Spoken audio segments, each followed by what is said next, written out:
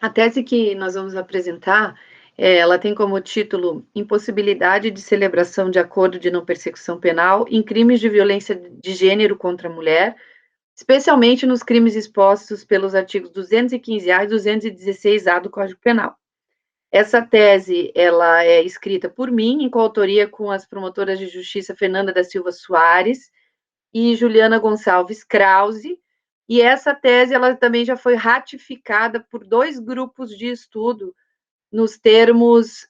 da nova regulamentação do seminário de teses, tanto o grupo de estudos de Curitiba, quanto da região metropolitana de Curitiba, e daí vem representados pelas coordenadorias, que é a promotora de justiça Mariana Dias Mariano e a promotora de justiça Mabiane Message, assinaram, então, também a autoria da tese. A tese tem como principal ideia, portanto,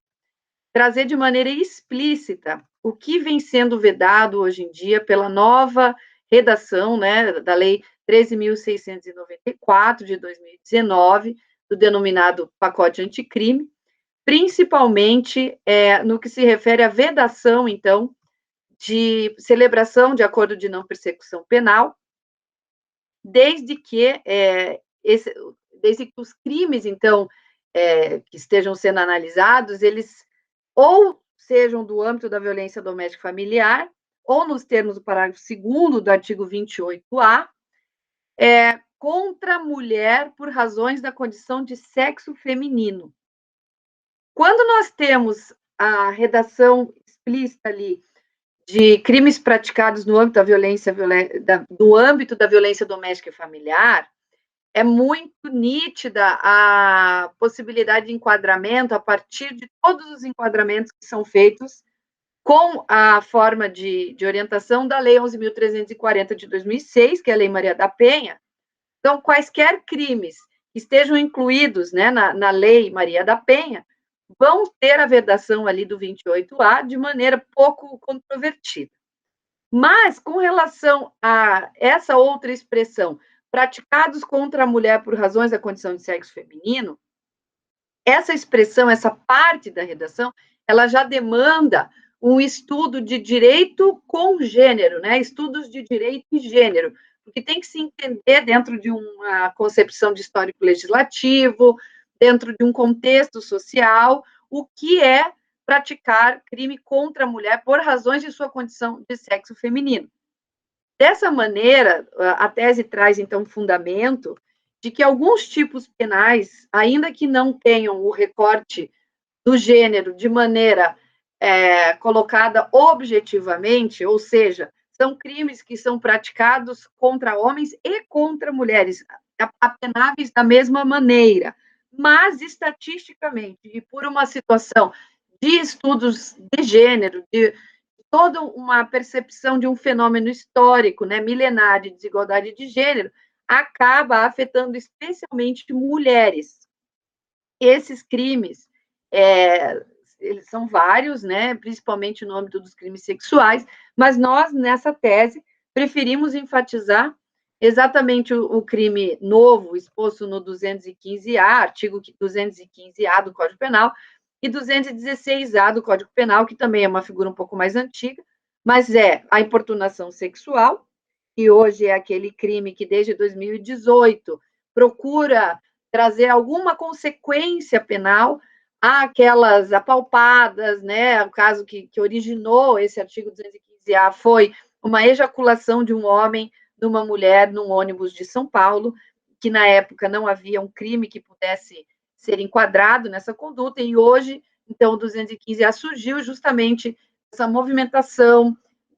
de demandas tanto da imprensa quanto dos próprios juristas que já viam essa situação de desigualdade de gênero, né, uma negligência do direito penal à mulher em espaço público. Ele surge, então, por nítidas razões de luta pela igualdade de gênero. Ele é uma demanda, né, dos movimentos de mulheres, dos movimentos feministas, e por conta disso, por conta desse contexto desse crime, e também por sabermos que estatisticamente a importunação sexual afeta mais de 80% de vítimas que são do sexo feminino, né, em contraposição a 20% ou até menos que são do sexo masculino, É por esses motivos, então, com a fundamentação de toda a tese, que nós entendemos que o 215A é um crime contra a mulher por razões da condição de sexo feminino e jamais poderá, então, receber aí o benefício do acordo de não persecução penal ou quaisquer medidas despenalizadoras, justamente para não haver aí um retrocesso, né, já que é uma nova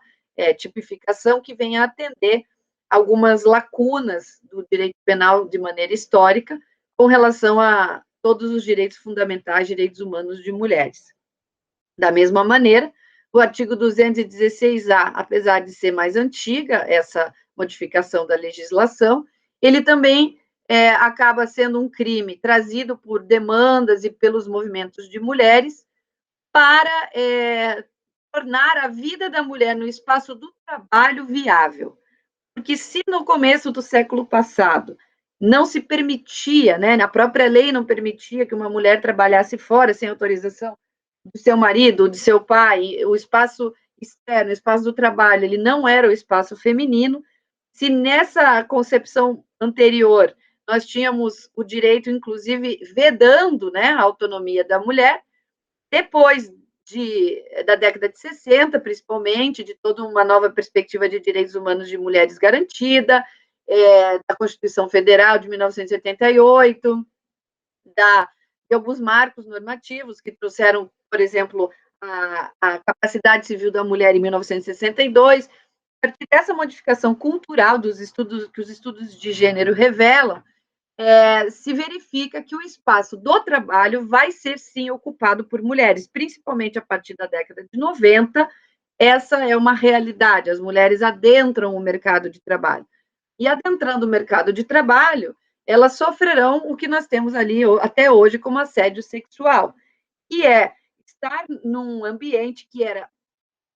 eminentemente masculino, absolutamente masculino. Nesse ambiente, portanto, a mulher que estivesse estaria no lugar errado e que hoje precisa fortalecer a ideia de que não, de que esse lugar também é o lugar feminino.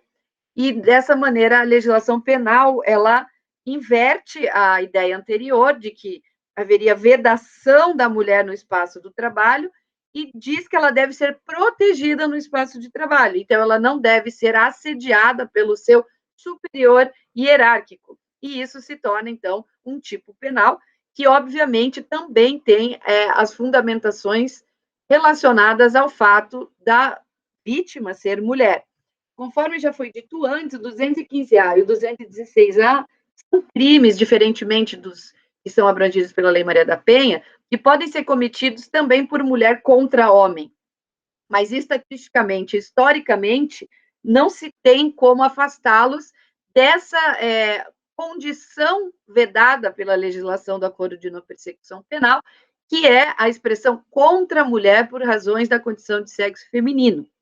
Então, a nossa tese traz essa fundamentação, ela foi criticada num certo momento por estar falando o óbvio, mas nos estudos de gênero o óbvio tem que ser sim falado, porque não se fala no 215A e no 216A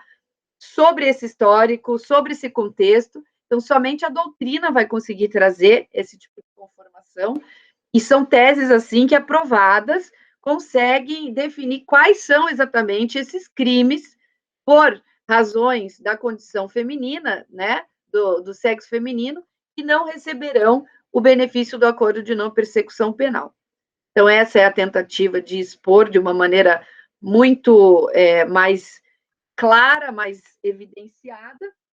de que, além dos crimes que envolvem violência doméstica e familiar, outros crimes serão também incluídos nessa perspectiva do novo artigo da Lei 13.718 e também o artigo 216A, que previa o assédio sexual, que esses dois crimes, eles também receberão a vedação da nova forma de redação que permite que alguns crimes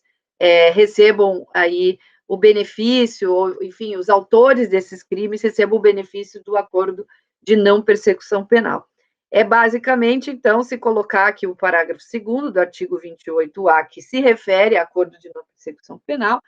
vai trazer